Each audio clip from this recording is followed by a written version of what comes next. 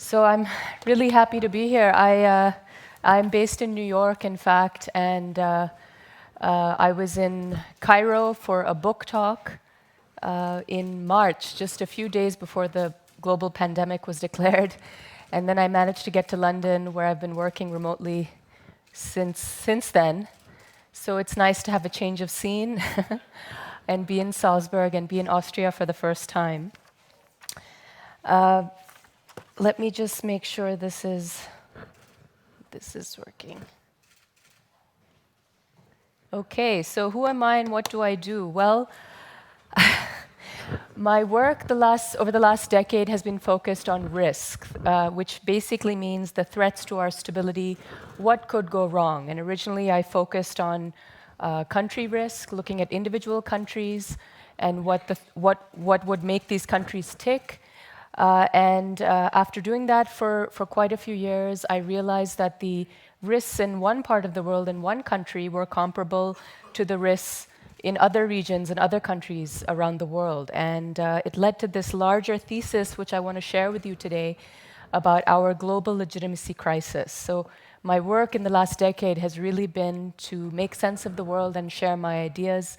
I do that primarily as a professor at NYU. I work with graduate students in international relations. I also have been sharing my ideas with a bigger audience in terms of blogging and column writing, and more recently, this book, Future World Order, which I'm happy to share with you if you chat with me afterwards. And I've also, because I feel that it's important for all ages to be aware of the threats to our stability, and because my childhood dream was to be a cartoonist, I actually drew this comic book which teaches kids about the global legitimacy crisis as well. And all sales go to nonprofits, and all sales of my upcoming book, The COVID-19 Effect, which is what I'm also going to talk about today, 50% of the profits go to the WHO, because we're all in this together, right?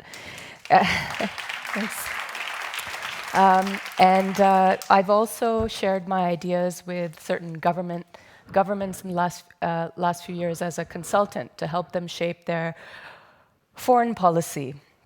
And as I said, what I realized in the last decade is that the same sorts of issues were coming up in every type of context, political context, every type of economic context, and so forth.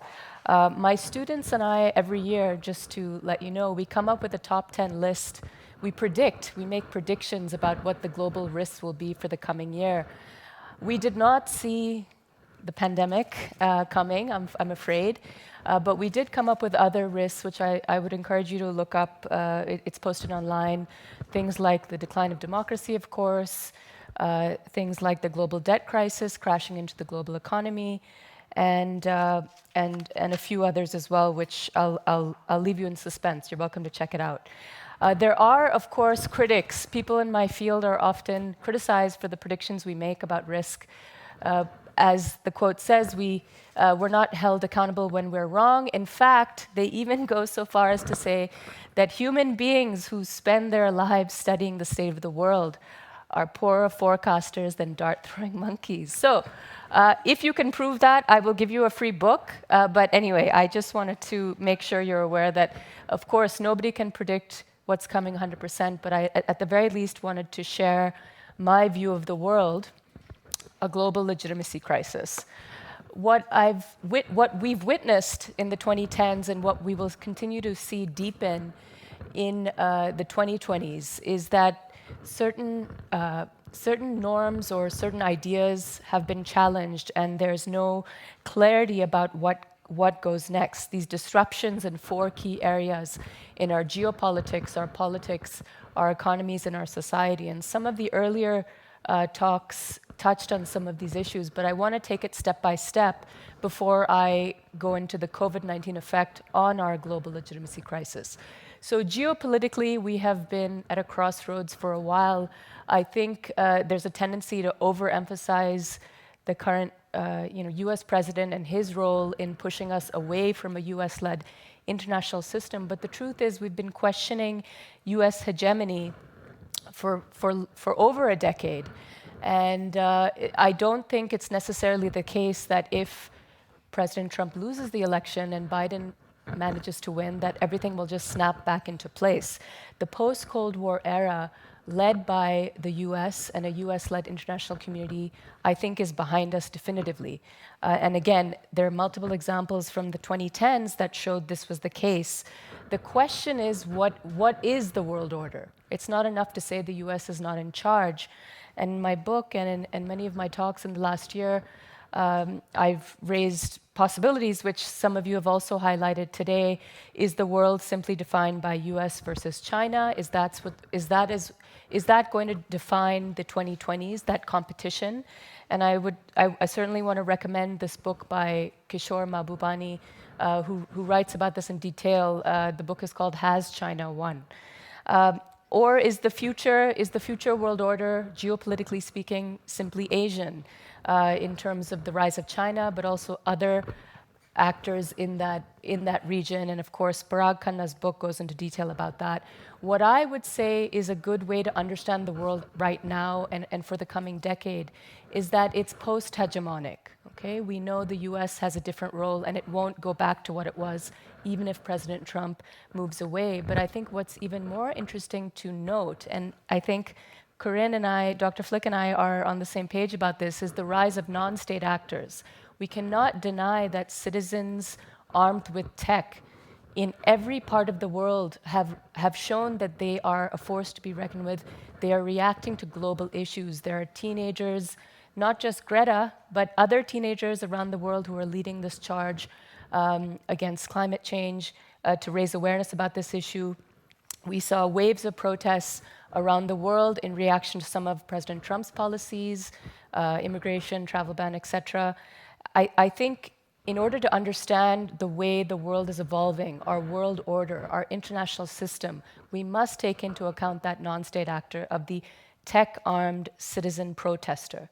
Related to that, I also want to say that we can't deny the role, the growing role that's being played by activist billionaires, especially activist tech billionaires. I don't just mean people like Bill Gates, who's been around for a while, but there's definitely been a wave of tech billionaires in the last decade that seem to be talking about policy, global issues in a public space much more than we've seen in the past. And I guess the point is that the nature of power may be evolving. It's not sufficient to simply look at the world through a state-centric lens or to simply discuss who's the superpower and who is not.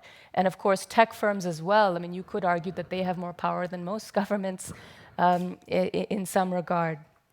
So the nature of power is evolving, but it's not going to be clear. It has not been clear in the 2010s who's in charge, and it's not going to be clear in the 2020s what the nature of the world order is.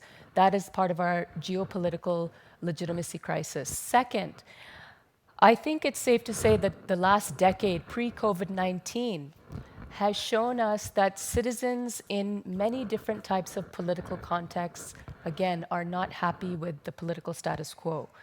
And we've, in many circles, in academic circles, and even some policy circles, I think we've started to question whether democracy is still the best system for us. Again, it's not a US-led world order post-Cold War era where there's a promotion, global promotion of democracy, human rights, and other such values.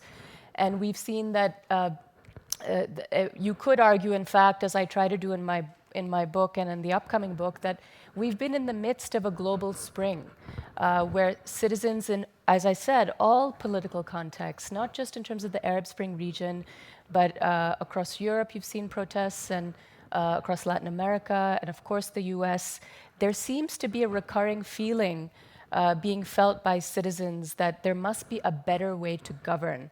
There must be a better system. Maybe democracy is not the end of history, as Francis Fukuyama, who I'm sure you're familiar with, had argued at the end of the Cold War. The question is, what's next? And I don't think we can yet label or define a new political system quite yet. The political system is evolving. We have other types of actors, as I said, the citizen protester, even the activist billionaire. But I think there will need to be, in the coming years, in the coming decade, more discussion about, a new social contract? What is it that we expect of our governments, and vice versa? Otherwise, we can expect that more citizens will be taking to the streets. And in fact, if you look at, in the last decade, you've seen politicians slapped in some countries. In India and the Maldives, you've seen them being attacked with food. You've seen obviously these massive protest movements that have routed or ousted certain world leaders, Brazil, South Korea, and so forth, because of corruption.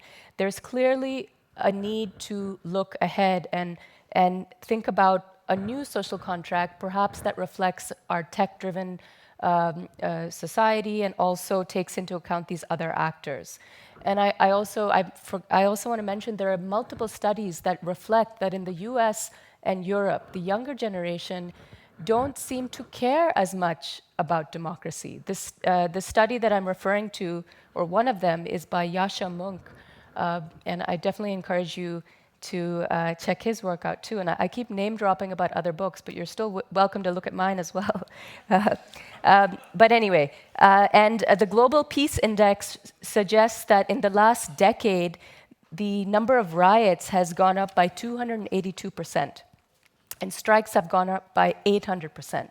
So there's clearly a desire on the part of the citizen for something different. That is definitely part of our global legitimacy crisis, the fact that we're at a crossroads in terms of what we want, what we expect from our governments. Thirdly, I think we're all aware that globalization has had a challenger from economic nationalism, populism, and even going back to '99, you saw citizens protesting about the perceived inequality arising from globalization. But I think the point that I want to emphasize is that we will need to reflect more on our relationship with our work. It's no secret, and again, activist tech billionaires have been warning us in the last decade, and they'll continue to warn us, that 40% of us will likely lose our jobs because of automation, because of robots. And of course, this is in a pre-COVID-19 context that I'm talking about for the moment. And the question is, what will happen to those individuals who are left behind, not just by globalization or the previous global youth unemployment crisis, but also because of this concern regarding automation unemployment? I think it's important to recognize that there's this concept called the precariats. It's an emergent social class, people who have been left behind by these different phenomena, globalization and so forth. And they have perhaps moved from one temporary job to another and have not been able to develop an occupational identity as a result. And you could argue this bleeds into a mental health crisis because of this lack of occupational identity. And I'm borrowing this idea, again, one more book I'll mention, by Guy Standing. He's an economist. He came up with this concept, and I think it's worth reflecting on the fact that our relationship with our work is going to change. We've been warned multiple times by the techies. We need to do something about that. Who are we in relation to our work? And could there be a need to redefine the moral economy or the economic social contract that we have with our governments? Lastly, the social aspect of our global legitimacy crisis. I'm sure you're all aware that in the last decade, we've seen the rise of hate, not just within society, but also at the level of the state in some political contexts. And there are multiple examples. I won't go through them, but the rise of xenophobia is something that we can't ignore. And the fact that there's no counter narrative, sadly, to the hate is something that we should be cognizant of. I think the only world leader that's truly talked about this racism issue in a pre-COVID-19 world is Jacinda Ardern of New Zealand. After the attacks last year, she called for a global campaign against hate, against extremism. And I think we need to have a larger discussion about what are our shared global values. We didn't have that in the 2010s. Can we have that debate and discussion in the 2020s? I think that will be important, and perhaps we can even crowdsource global values. So these are the elements of our global legitimacy crisis. We're at a turning point in these four key areas, And again, this is our global legitimacy crisis that will deepen in the 2020s. But then COVID-19 happened. And we didn't see it coming. We had some warning signs. Apparently, there's a psychic who wrote a book, by the way, in the 1980s. Her name is Sylvia Brown. She predicted COVID-19 would happen. She also said there would be no cure, but it would vanish on its own. So that's good news. But she also said it'll come back in 2030. So we should be, we'll see if that prediction turns out to be true.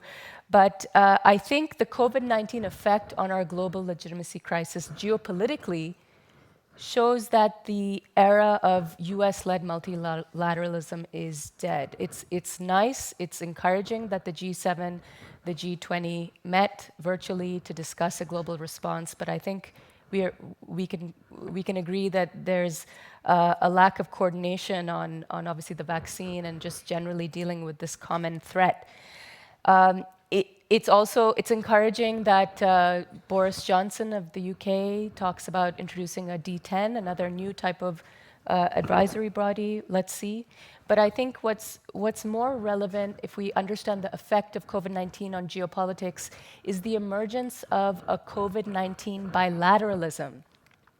I'm sure you're aware that China has taken a big role in sending medical supplies and masks, etc., around the world as we've dealt with the pandemic in different parts. We've also seen countries like Turkey, Cuba send doctors as well in a form of COVID-19 bilateralism, which I think more appropriately captures our current world order. How will these bilateral relationships evolve? How will they impact stability? That's a big question mark. We'll have to observe and wait and see. I think what's also worth recognizing is that there's another form of COVID-19 bilateralism that has come up, and it's state to non-state. It involves the activist billionaires, okay, who are directly engaging with governments to offer, again, COVID-19 related support. How will that dynamic reshape power or the world order as we know it in the coming decade? That's what we need to think about. A lot of this could change if, for instance, one country comes up with the vaccine and just shares it with the world. I don't think that's likely, but I think that could be a way to redefine the world order if one country decides to save us. But more likely, and as we're already starting to see, the next few years will likely be defined by a vaccine nationalism. Where different countries are fighting for access to this vaccine and building ties accordingly. So the COVID-19 effect on our geopolitics is clearly negative. And I don't want to be too negative. I think this is also an opportunity for us to come up with new ideas. How do we want the world order to evolve if these original institutions, traditional institutions are not working? Are there other ways we can think about the world, or what can we do?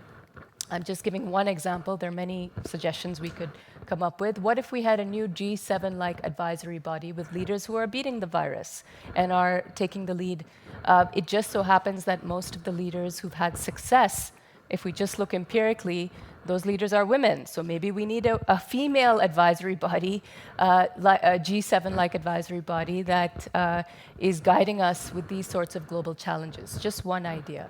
Second, the COVID-19 effect on our political legitimacy crisis. Well, look, I'm a global citizen with Pakistani roots. I live in New York, and I have strong ties to London. But when this happened, I was hanging on the word of President Trump. I was hanging on the word of Boris Johnson, hoping that they would come up with a solution for what we were dealing with early on, and perhaps you were also feeling that as well. I think there was a brief time when governments could regain the legitimacy that they had lost in the previous decade. But I think what we've already seen in the last few months during lockdown and now is that governments are falling short. You're seeing waves of protests. For instance, in the UK, there were a lot of protests against the lockdown measures. We're seeing it, of course, in the US and other parts of the world, India as well. So I think what we can expect is that the legitimacy crisis that many governments have faced is going to be renewed as time goes on, as we as citizens question, did they do enough? Did so many people need to die, and so forth? I think there will also be a lot of discussion or debate about some of the measures that are being taken or proposed. Contact tracing, some people argue it infringes on our democratic rights. So there's going to be this push and pull between citizen and government, a renewed crisis of political legitimacy from my perspective. So we should look for more anti-government protests to come up in the COVID-19 context. Again, I would say maybe one solution would be to renew or to redefine the social contract. What do we expect of our governments at this stage in a COVID-19 world? Again, I will say, why not more female leaders in government, given they've had success so far? And also, given the role of activist billionaires in not just in terms of philanthropy, but suggesting policy in the COVID-19 context, everyone from Elon Musk to Jack Ma to Adrian Chang and so forth, and of course Bill Gates. Is this the time to think about a more defined role for the activist billionaire in the social contract or political context? Obviously controversial given they're not elected. I did read just a few days ago that apparently a group of, I think, 85 millionaires have signed this pledge. They're called the Millionaires for Humanity, and they say philanthropy is not enough. They're calling on governments to tax them more, to help us ease out of this crisis. So clearly there are other types of actors that are fulfilling or coming up with ideas. Again, do we need a new social contract? Thirdly, well, we all know that most governments have come up with relief packages. It sounded very encouraging in the beginning, but then you've also seen rhetoric from finance ministers around the world saying we can't help everybody. Some people will fall behind, and that will, of course, contribute to more protests, more precariats, people who feel they've been left behind, who fall through the cracks, and will bleed into a larger, potentially mental health crisis. Again, I'm going to suggest we need to think about a moral economy, an economic social contract. What is it that we expect? What's the minimum we can expect from our governments in the COVID-19 context? And again, one more female-oriented point. Why isn't this the time to ensure or advance gender equality? Because that would add, I believe, about $12 trillion to global growth, according to one McKinsey study. So these are the sorts of ideas we can think about. There's also been recurrent debate now about basic income. Should that be something that we offer those who have been hit hardest by COVID-19? And lastly, I would say the COVID-19 effect on society. Well, initially, and I think other speakers talked about this, COVID-19, in theory, brought us together. We were all united against a shared enemy. We all had a shared goal. We want to live. That's obviously positive. But we also saw quite a few cases of hate in the context of this pandemic. For instance, an East Asian backlash in the US and parts of Europe because of the perceived origins of the virus. We've also seen coronavirus-related misinformation campaigns in India with regards to Muslims and Malaysia with regards to Rohingya refugees. So the existing risk of or threat to our stability involving identity issues has been exacerbated. But I think the only positive point I can say is that the silver lining of COVID-19 is that it gave us an opportunity to see that there is one other shared value, which is a result of the George Floyd event in the US. To have witnessed that citizens in the midst of a global pandemic felt they should protest on the streets against racism, against hate in all 50 states, in 40 countries around the world. I think, frankly, that's remarkable. And it shows that there is a sense of a shared global value or global community. It's just being led by citizens, not by our governments. So again, I would say we need to have more discussions, debates about what our shared global values are in a COVID-19 world, and perhaps more opportunity to create empathy campaigns involving women, minorities, etc. Just some ideas. But again, global legitimacy crisis, the COVID-19 effect, largely negative. for the coming months and years. And that's what I wanted to say. Thank you very much.